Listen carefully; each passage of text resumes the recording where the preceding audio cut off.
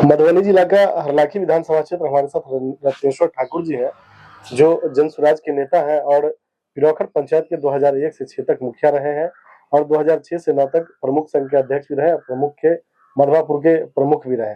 निश्चित तौर पे राजनीतिक पृष्ठभूमि है और मूल रूप से जो ये इलाका है, ये नेपाल को लगता है, सीतामढ़ी का बॉर्डर इलाका है और उस वजह से अगर बात की जाए तो स्मगल आम बात है इस इलाके में। उसके बारे में भी इनसे चर्चा करेंगे, लेकिन सबसे पहले जानेंगे कि अभी जो यहाँ से विधायक हैं सुधांशु शेखर, उनकी क्या उपस्थिति रहती है जनता के बीच में और उनका जो कार्यकाल रहा, क्या यहाँ की जनता संतुष्ट है, उस पर चर्चा करेंगे। लेकिन जो सबसे बड़ा मुद्दा है यहाँ का, वो है बाढ़, सुखाड़, शिक्षा, एजुकेशन और पलायन सबसे बड़ा मुद्दा है, जिसपे प्रशांत किशोर जी ने चर्चा भी किया कि अगर मेरी सरकार बनती है तो 10 से 15 हजार जो भी रोजगार हो गया हम यही मुहैया कराएंगे, किसी को कहीं बाहर जाने की कोई आवश्यकता जरूरत नहीं है। सर, आप जन स्वराज में है, पूर्व में आप सीपीआई में थे, हृदय परिवर्तन हुआ आपका, आपने जन स्वराज को ज्वाइन किया, क्या कारण था? देखिए शहजाद साहब, आपके माध्यम से, आप तमाम चैनलों के माध्यम से मैं दर्शकों को बताना चाहता हूँ ये कि मैं 42 साल कम्युनिस्ट पार्टी में विभिन्न स्तरों पर लीडरशिप में रहा और चूंकि हम सब लोग सामाजिक परिवर्तन की बात करते थे, हम जिस सामाजिक परिवर्तन की बात करते थे, अभी वो कम्युनिस्ट पार्टी वो सामाजिक परिवर्तन की लड़ाई और बात नहीं कर पा रही है।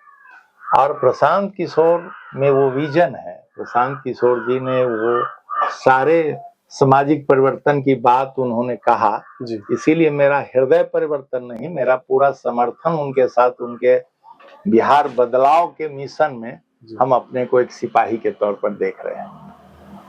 ये आप मानते हैं सर, राजनीति में आज भी अच्छे लोगों की कमी है? अच्छे लोगों का मतलब है चरित्रवान।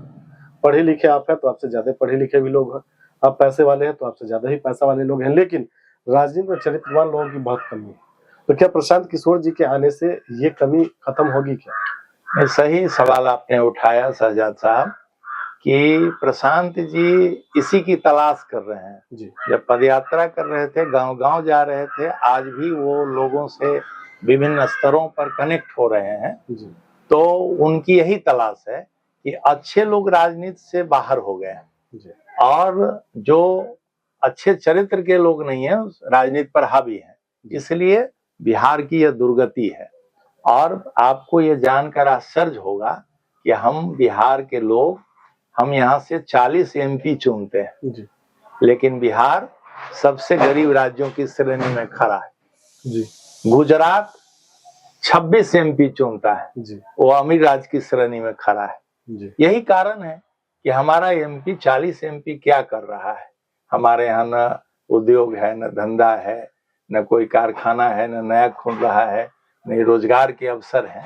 तो इसी सब कारण से गांव-गांव पर यात्रा प्रशांत किशोर जी कर रहे हैं कि अच्छे लोगों को हम राजनीति में लाएंगे, तभी बिहार में परिवर्तन संभव है। आपने सर जब 40 एमपी की चर्चा की है तो निश्चित तौर पर 243 विधायक भी अपने यहाँ से होते हैं, तो क्या आपको लगता है कि जो एक बार के विधायक या सांसद होते हैं वो अपने 3 पीढ़ियों के बारे में सोच लेते हैं, लेकिन जनता के बारे में नहीं सोचते हैं? तो क्या राजनीति में वैसे लोगों को आना चाहिए जिसकी पारिवारिक लायबिलिटीज कुछ भी नहीं हो, परिवार से फ्री हो, जीवन जीने के लिए सोर्सेस ऑफ इनकम का दूसरा रास्ता हो, राजनीति को पेशा न बनाए? देखिए, ये सोच का सवाल है जी। लायबिलिटी रहने के बाद भी लोग सामाजिक जीवन में, सार्वजनिक जीवन में ईमानदार हो सकता है जी। और लायबिलिटी नहीं रहने के बावजूद भी बेईमान हो सकता है जी। मैं ये चाहता हूँ, सोच का सवाल है। आपको मैं एक वाक्य सुनाना चाहता हूँ। जब मैं यहाँ मुखिया था, एक जोगेंद्र मंडल, स्वर्गीय अब हो गया, अब दुनिया में नहीं है, मैं पंचायत भवन पर कुछ साथी लोग बैठे थे और बगल में कर्मचारी कोऑपरेटिव भवन में उसका डेरा था। जोगेंद्र मंडल आए कि मुझे खाता खेसरा देखना। मैंने कहा कर्मचारी के पास चले जाइए, वो बता देगा। वो आया वहां से और 20 रुपया कर्मचारी उससे ले लिया, मात्र 20 रुपया। 2001 का वाकया मैं बता रहा हूँ। और वो आके मुझे कहा खुशी से कि मुझे मेरा काम हो गया, मैं 20 रुपया भी दे दिया। मैंने कर्मचारी को बुलाया और कहा कि 24 घंटे के अंदर आप हमारे पंचायत की सीमा को छोड़कर चले जाएं। मुखिया यहाँ बैठा है, मुखिया यहाँ बैठा और आप 20 रुपया ले लिया, तो फिर परोक्ष में आप क्या करते होंगे? आप जैसे कर्मचारी की जरूरत नहीं है। और रात में वो पंचायत छोड़ के लालटेन जलाकर पैदल चला गया साइकिल लेकर। ये होती थी अधिकार की बात, ये होती थी पद की मर्यादा, जो आज की राजनीति में नहीं है। बहुत संक्षेप में आपसे जानेंगे सर कि आपके इस विधानसभा में आज भी सबसे बड़ी और गंभीर समस्या क्या है जिसका समाधान विगत कई वर्षों में नहीं हो पाया? हमारे विधानसभा में सबसे बड़ी समस्या है यहाँ खेती और खेती से जुड़े हुए समस्या, जैसे सिंचाई का प्रबंध नहीं है। यहाँ नहर बाढ़ के दिनों में, बरसात के दिनों में हमें डुबाने का काम करता है और रौदी के दिनों में सुखाने का काम करता है। दूसरा, यहाँ बड़ी समस्या है स्वास्थ्य की। यहाँ लोगों को कोई गंभीर बीमारी हो जाए, हार्ट अटैक जैसा हो जाए, तो हमारे यहाँ कोई हॉस्पिटल नहीं है जहाँ मैं प्राथमिक उपचार भी करा सकूं, या सामान्य जन को भी हम इलाज नहीं करा पा रहे हैं। तीसरी समस्या यहाँ सबसे बड़ी है पलायन की, बेरोजगारी की। क्योंकि यहाँ काम नहीं है, खेती लाभकारी नहीं है, इसलिए यहाँ से लोग बाहर चले जा रहे हैं, सबसे बड़ी समस्या है। और चौथी सबसे बड़ी समस्या है कि क्वालिटी एजुकेशन, गुणवत्तापूर्ण शिक्षा हम नहीं उपलब्ध करा पा रहे हैं बच्चों को। और जब तक हमारे बच्चे शिक्षित नहीं होंगे, ज्ञानी नहीं होंगे, तब तक हम गरीबी से निकल पाएंगे, इसकी कल्पना बाहर नहीं कर सकते हैं। अब आपको एक वाकया मैं बता रहा हूं कि यहाँ दलित समाज के लोग 12वीं मात्र 3% ही पास कर पा रहे हैं, अति पिछड़ा समाज के लोग 7% ही पास कर पा रहे हैं। ये समस्या है। तो इतने हम पीछे हैं, हमारा एजुकेशन इस स्तर पर, इस हाशिए पर है। जी, आपके विधानसभा में निश्चित तौर पे आज भी अगर समस्या की बात करें तो ये बड़ी समस्या है, ये किसानों की समस्या है, आम आदमी की समस्या है। और किसान अगर खेती नहीं करेंगे तो पलायन निश्चित तौर पे रुकेगा नहीं और बढ़ता ही जाएगा, क्योंकि यहाँ रोजगार की कोई संभावनाएं नहीं, कोई व्यवस्था नहीं है। तो यहाँ के जो वोटर हैं उनको ये भी समझना होगा कि अच्छे लोगों का चुनाव करें और अच्छी पार्टियों के नेता का चुनाव करें। लेकिन आपसे एक सवाल ये भी है कि अभी होली का आ रहा है, 2 दिनों बाद होली है और जुमा के दिन पड़ रहा है और बहुत सारे नेता बहुत तरह की बातें होते हैं। आपके बगल की विधानसभा 20वीं से विधायक है बचौल जी, उनका एक बयान आया है कि मुसलमान घर से बाहर नहीं निकले, नमाज घर में पढ़े। तो क्या इसको जायज मानते हैं?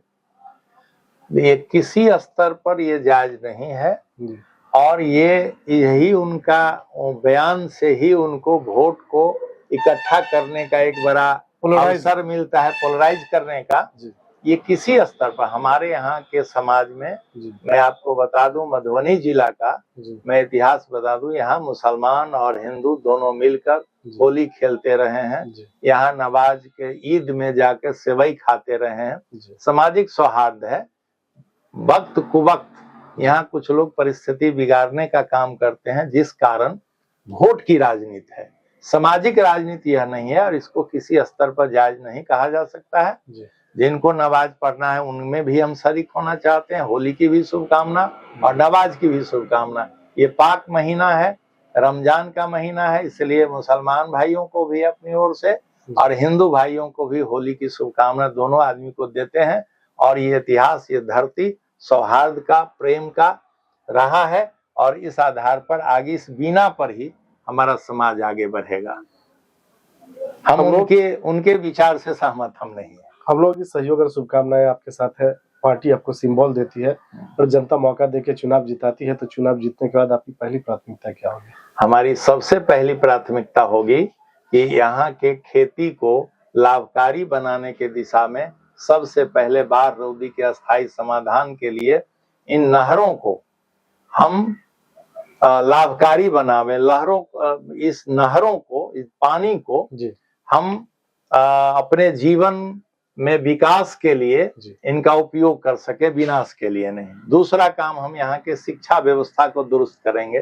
तीसरा, यहाँ के स्वास्थ्य व्यवस्था को, हर व्यक्ति को मुफ्त इलाज, स्वास्थ्य व्यवस्था, चिकित्सा उपलब्ध हो, ये काम करेंगे। चौथा, यहाँ से पलायन को रोकेंगे और हर बुजुर्ग नागरिक को 2000 सम्मान पेंशन उनके खाते में 1 तारीख जाएगा। ये हमारा संकल्प है। और महिलाओं को स्वरोजगार के लिए प्रेरित करने के लिए हम 4% इंटरेस्ट पर हम उनको सूद बैंक से कर्ज उपलब्ध कराएंगे। ये काम हमारी प्राथमिकता में होगा। चलिए, रत्नेश्वर ठाकुर जी, हमसे बात करने के लिए धन्यवाद।